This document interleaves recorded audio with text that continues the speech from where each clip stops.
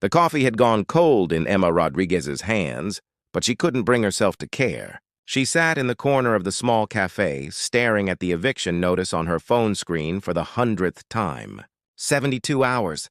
That's all she had left before she and her 8-year-old daughter would be on the streets. The medical bills from Lily's leukemia treatment had drained every penny, every resource, every favor she could call in. She'd worked double shifts at the diner, sold everything of value, begged her landlord for extensions until there were no extensions left to give. Now, sitting in this cafe on a gray Tuesday morning, Emma felt the weight of failure pressing down on her chest like a physical thing. She'd promised her daughter that everything would be okay, that Mommy would fix it. But some things she was learning couldn't be fixed with love alone. "Excuse me?" Emma looked up to find a man standing beside her table. He was impeccably dressed in a navy suit that probably cost more than her monthly rent. With dark hair touched with silver at the temples and eyes that held a desperate kind of loneliness she recognized too well. "I'm sorry to bother you," he said, his voice tight with tension. "But I have an unusual request, and I'm willing to pay you $500 for 1 day of your time." Emma's first instinct was to run. This was how horror stories started. But something in his face stopped her, not danger, but a vulnerability that seemed at odds with everything else about him. "I'm listening," she said carefully. The man glanced around the cafe, then sat down across from her without invitation. "My name is James Harrison. I'm the CEO of Harrison Technologies, and tomorrow is my father's 80th birthday. He's dying. Stage 4 pancreatic cancer, and all he wants is to see me happy before he goes. He thinks I'm bringing someone special to his birthday dinner, someone I'm serious about. But the truth is, there's no one. There hasn't been anyone in years. I've spent so long building my company that I forgot to build a life." Emma studied him, looking for the angle, the trap, the thing that would make this make sense. "Why me?" "Because you're real," James said simply.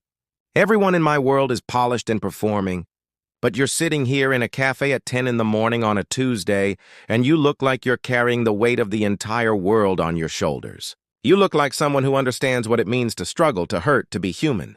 That's what my father would want to see, someone genuine.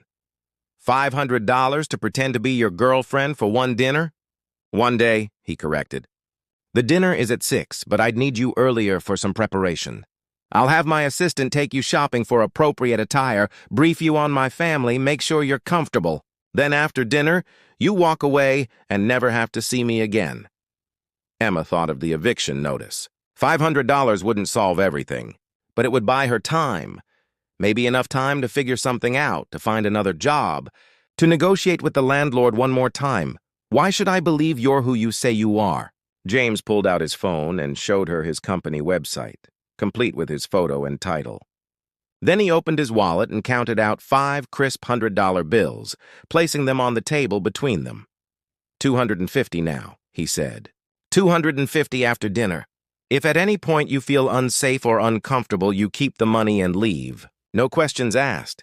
Emma's hand trembled as she reached for the bills. It felt wrong somehow, but not as wrong as Lily sleeping in a shelter or a car. "Okay," she whispered. "I'll do it." The next 24 hours passed in a blur. James's assistant, a kind woman named Patricia, took Emma to stores she'd only ever walked past, dressing her in a navy dress that fit perfectly and shoes that didn't pinch. She learned that James had 2 younger sisters, that his mother had died when he was 12, that his father had built the company from nothing and expected his only son to carry on the legacy. She learned that James worked 16-hour days, that he'd never been married, that the business had cost him every meaningful relationship he'd ever tried to build. "He's not a bad person," Patricia told her as she helped Emma with her makeup. "He's just lost. His father pushed him so hard to succeed that he forgot success was supposed to mean something beyond quarterly earnings." When James picked Emma up that evening, she barely recognized herself in the mirror.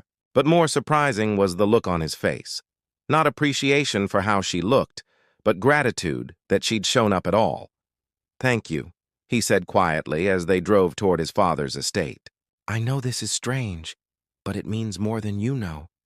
The Harrison estate was exactly what Emma had imagined. Sprawling, elegant, intimidating.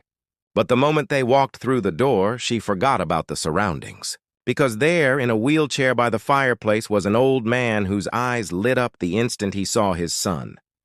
"Jamie," he said, his voice weak but warm. "You came!" "Of course I came, Dad." James crossed the room and knelt beside the wheelchair, taking his father's frail hand. "And I brought someone special I wanted you to meet. This is Emma." Emma stepped forward, her prepared story ready. How they'd met, how long they'd been dating, all the carefully crafted lies they'd rehearsed. But when she looked into the old man's eyes and saw the hope there, the desperate desire to believe his son had found happiness, the lies died in her throat.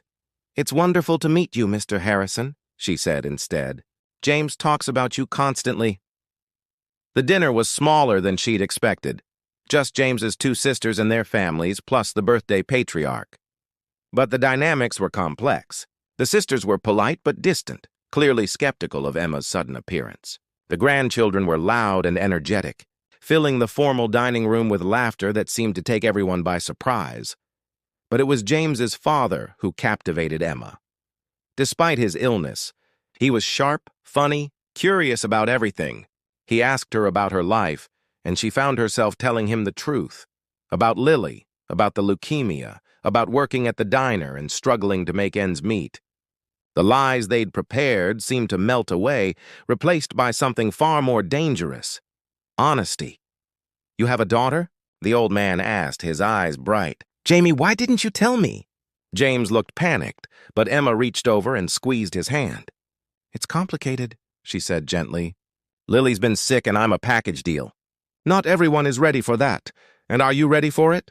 the old man asked his son directly. The room fell silent. Emma could see the calculation in James's eyes, the lies queuing up, ready to be delivered. But then something shifted in his expression. "I don't know," James said finally, "but I want to be." After dinner, as the family gathered around the cake, James's father pulled Emma aside.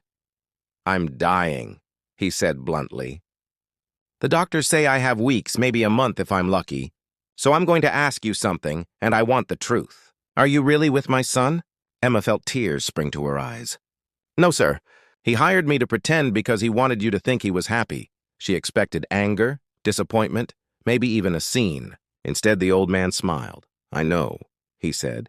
"I've known my son for 54 years. I can tell when he's performing. But here's what I also know. I saw the way he looked at you when you talked about your daughter. I saw something wake up in him that I haven't seen in 20 years. He hired you to pretend. But somewhere between the lie and the truth, something real happened. Mr. Harrison, my greatest regret," he interrupted, "is that I taught my son the wrong things. I taught him that success meant sacrificing everything else, that love was weakness, that the only thing that mattered was the business. I made him into someone who would rather hire a stranger than admit he's lonely. But you reminded him what matters. I saw it tonight." Tears were streaming down Emma's face now. "I'm nobody. I'm just a struggling single mom who took money because I'm about to be evicted." "You're exactly what he needs," the old man said firmly. "Someone real. Someone who understands that wealth without compassion is poverty, that success without love is failure." When James drove Emma home that night, neither of them spoke for a long time. Finally, as they pulled up to her modest apartment building, he turned to her. "Keep the money," he said. "All 500? And here's more." He handed her an envelope. "That's $5,000. Pay your rent, pay your bills, give yourself some breathing room." "I can't accept this." "Yes, you can," he said firmly. "My father was right. I've spent my whole life chasing the wrong things. Tonight, watching you with him, seeing how you loved him even though he was a stranger, how you told him the truth even though it meant exposing our lie, that's the kind of person I want to be. The kind of person I forgot I could be." Emma clutched the envelope, overwhelmed. "What happens now?" James was quiet for a moment. "I'd like to meet your daughter if that's okay." "Not as part of any deal or arrangement. Just as someone who'd like to know the person who's most important to you. And then maybe we could start over. No lies this time. No pretending. Just two people who are trying to figure out how to build something real in a world that rewards performance over authenticity. 3 months later, Emma stood beside James at his father's funeral, her hand in his, Lily holding his other hand with the easy trust of a child who'd found safety in an unexpected place. The old man had lived long enough to see his son fall genuinely in love, to watch him become a man who measured success not in stock prices, but in the smile of a little girl whose medical bills he'd quietly paid, whose mother he'd helped find a better job at his company, whose life he'd changed simply by allowing his own life to be changed.